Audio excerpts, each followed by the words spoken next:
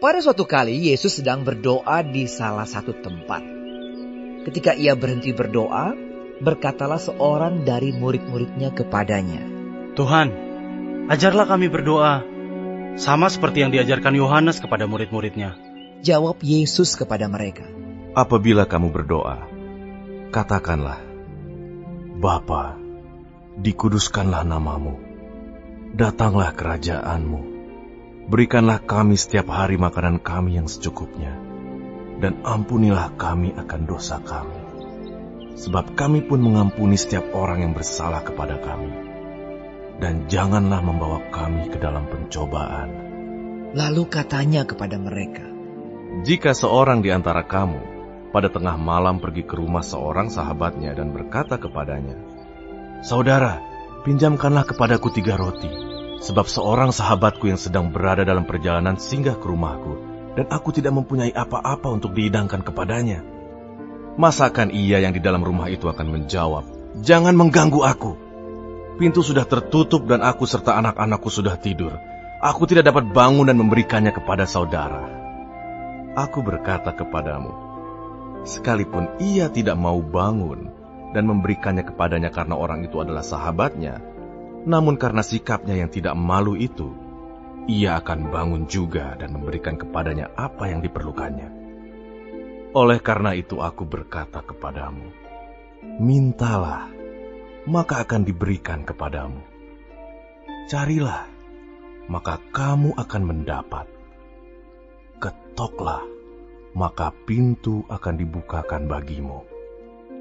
Karena setiap orang yang meminta, menerima, dan setiap orang yang mencari, mendapat, dan setiap orang yang mengetok, baginya pintu dibukakan. Bapa manakah di antara kamu, jika anaknya minta ikan daripadanya, akan memberikan ular kepada anaknya itu ganti ikan? Atau jika ia minta telur, akan memberikan kepadanya kalajengking? Jadi jika kamu yang jahat tahu memberi pemberian yang baik kepada anak-anakmu, apalagi Bapamu yang di sorga, ia akan memberikan Roh Kudus kepada mereka yang meminta kepadanya." Pada suatu kali Yesus mengusir dari seorang suatu setan yang membisukan. Ketika setan itu keluar, orang bisu itu dapat berkata-kata. Maka heranlah orang banyak. Tetapi ada di antara mereka yang berkata, "Ia mengusir setan dengan kuasa Beelzebul, penghulu setan." Ada pula yang meminta suatu tanda dari sorga kepadanya untuk mencobai dia. Tetapi Yesus mengetahui pikiran mereka lalu berkata, "Setiap kerajaan yang terpecah-pecah pasti binasa, dan setiap rumah tangga yang terpecah-pecah pasti runtuh. Jikalau iblis itu juga terbagi-bagi dan melawan dirinya sendiri, bagaimanakah kerajaannya dapat bertahan? Sebab kamu berkata bahwa aku mengusir setan dengan kuasa Beelzebul. Jadi jika aku mengusir setan dengan kuasa Beelzebul, dengan kuasa apakah pengikut-pengikutmu mengusirnya? Sebab itu, merekalah yang akan menjadi hakimmu. Tetapi jika aku mengusir setan dengan kuasa Allah, maka sesungguhnya kerajaan Allah sudah datang kepadamu. Apabila seorang yang kuat dan yang lengkap bersenjata menjaga rumahnya sendiri, maka amanlah segala miliknya. Tetapi jika seorang yang lebih kuat daripadanya menyerang dan mengalahkannya, maka orang itu akan merampas perlengkapan senjata yang diandalkannya dan akan membagi-bagikan rampasannya. Siapa tidak bersama aku, ia melawan aku. Dan siapa tidak mengumpulkan bersama aku, ia mencerai-beraikan. Apabila roh jahat keluar dari manusia, ia pun mengembara ke tempat-tempat yang tandus mencari perhentian.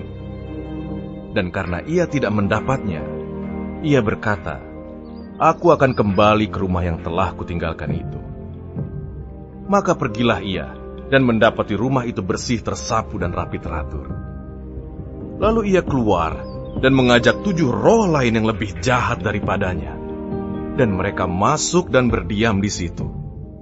Maka akhirnya keadaan orang itu lebih buruk daripada keadaannya semula.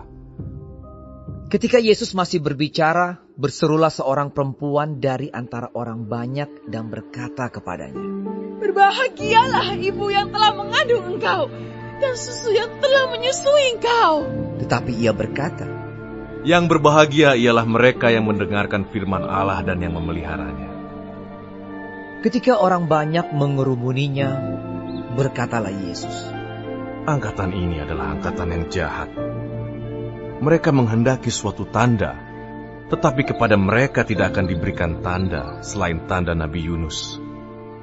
Sebab seperti Yunus menjadi tanda untuk orang-orang Niniwe, demikian pula lah Anak Manusia akan menjadi tanda untuk angkatan ini.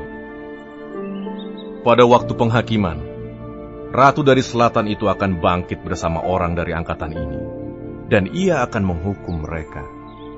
Sebab Ratu ini datang dari ujung bumi untuk mendengarkan hikmat Salomo, dan sesungguhnya yang ada di sini lebih daripada Salomo.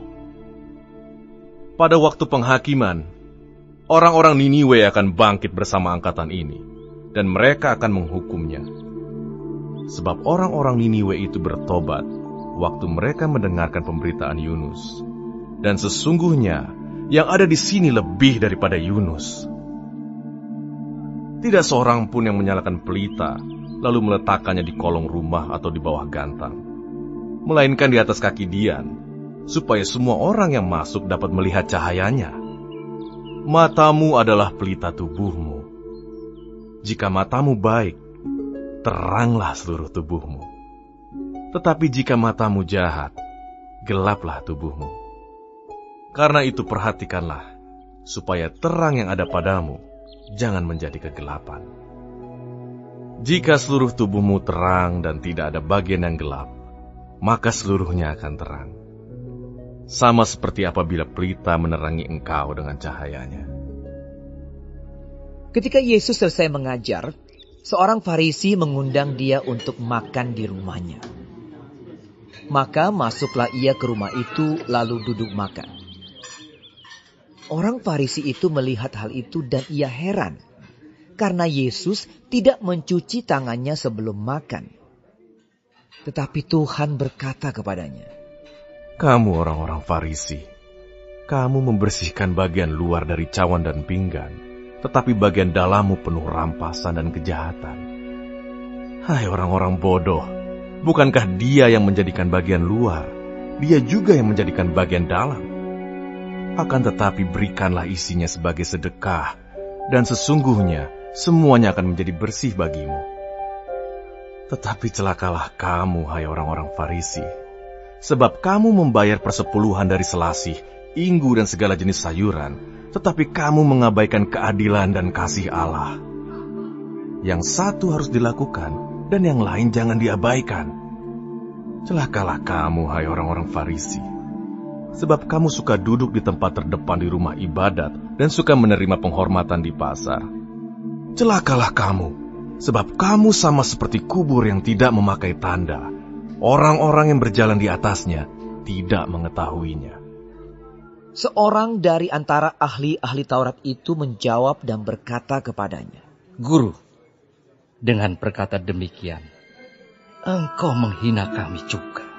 Tetapi ia menjawab, Celakalah kamu juga, hai ahli-ahli Taurat, sebab kamu meletakkan beban-beban yang tak terpikul pada orang, tetapi kamu sendiri tidak menyentuh beban itu dengan satu jari pun.